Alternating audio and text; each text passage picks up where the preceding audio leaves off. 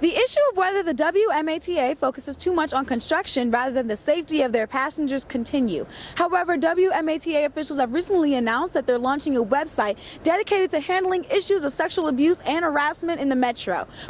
Tattoo artists of color face discrimination in the workplace every day, and women face even more difficulties.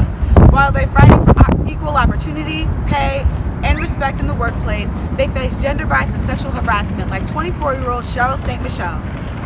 The issue of whether mental illness, gender, or race is the common link between these mass shootings and gun violence in the United States is still up for debate. For Howard University News Vision, I'm Brooke Baker.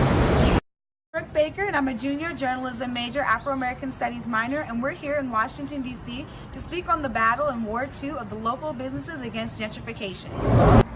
The Organization for Action in Washington, D.C. recently hosted a panel at the Arlington Arts Center promoting diversity in the workplace, as well as promoting for people of color to pursue educational and occupational careers in STEM-related fields. Christian Henderson had a mission of creating a database that organizes natural and organic products created by Black entrepreneurs. Black and Green highlights women of color in Washington, D.C. not only for their businesses, but also for promoting a healthier lifestyle. For Howard University News Service, this is Brooke Baker for more on the story.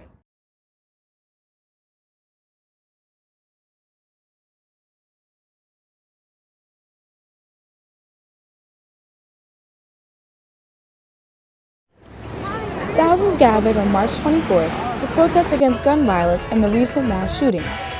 Gun violence has become a recent epidemic within the United States, with the most recent, the Parkland shooting, claiming the lives of 17 people and others injured.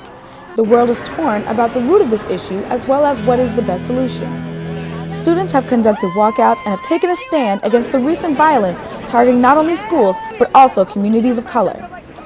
We're going to be the future, so with the youth starting the activism, we can change it to what we want, and we'll be able to make the change that we want.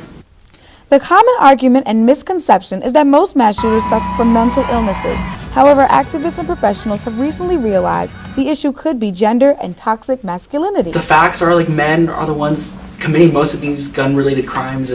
The Lautenberg Amendment of 1997 bans those who were previously charged with violence of any form pertaining to domestic violence or abuse, and that they should not be able to carry a legal weapon or firearm. This law, however, is not heavily enforced. I think we need to deal with the patriarchy that exists in this country first, and we also have to deal with toxic masculinity that also exists in this country, and the way in which men perceive their roles in their home or even in the community. The issue of whether mental illness, gender, or race is the common link between these mass shootings and gun violence in the United States is still up for debate. For Howard University News Vision, I'm Brooke Baker.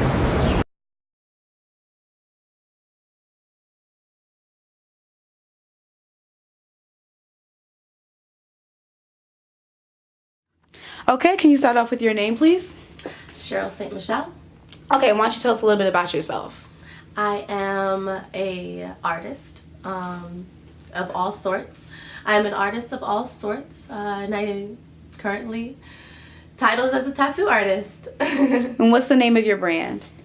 Tattoo Saint. Okay, so why don't you tell us about some of these experiences you faced working as a tattoo artist in DC and Maryland, DMV?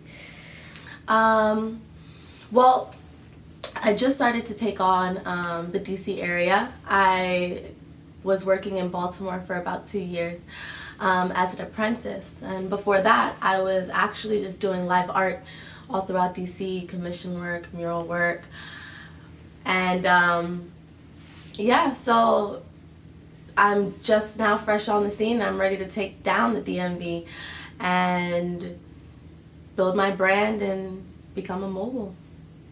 Okay. Okay, just remember just to keep the tone up, because we want to make sure that it's nice and clear.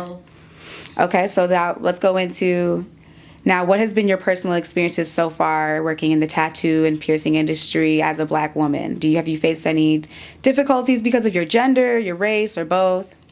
Well, to just knowing the background of the tattoo industry.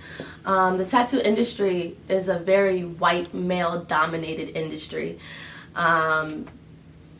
Like back in the day, those were the only ones who was doing it. That's why